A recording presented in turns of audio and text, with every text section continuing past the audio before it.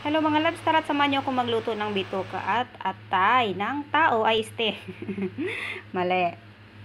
Bituka at atay ng baboy. Syempre. Ayan, hinugasan ko muna. Hinugasan ko yan sa asin. Dahil may mga itas-itas pa yan sa gitna para matanggal. Yan. Papalambutin ko muna yan, papakuluan ko para madaling lumambot at hindi matigas kainin. Naglagyan ko na rin ng asin yan para tanggalin sa langsat. Sinalang ko na nga. Ayan, kitang-kita nyo naman. Ito na mga loves, luto na yan, malambot na yan. Hiwain ko na lang para lutuin na siya. Ganyan.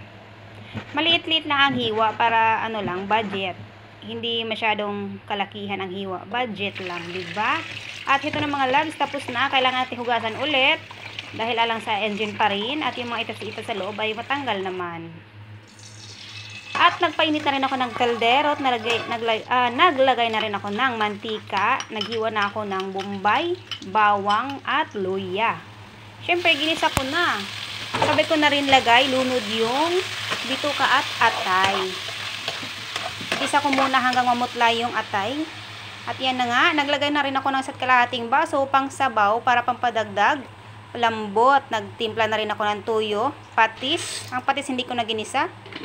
Pinagsabay-sabay ko na, pati buong paminta, asin, ajinomoto, tak, tak, tak, aw, aw, aw, aw, at pamintang durog. Syempre, ang suka pala dyan, hindi na nakita, at naglagay na rin ako dahil kumukulo na siya, pinakuloan ko na ulit, naglagay na rin ako ng dahon at oyster sauce.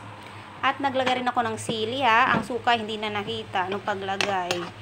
Adobo nga siya, 'di ba? So may suka, pero hindi ko na napakita, kaya chokes lang. Alam niyo naman paano magluto ng adobo, 'di ba? Mas maraming ricados kasi mas masarap.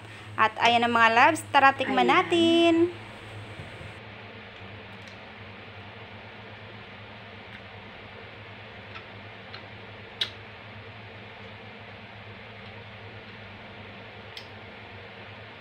Masarap. Masarap to. Ito, atay, bituka. Malambot ha. Diba? Masarap. Anong lasa? Wow! The best! Bye! Sarap!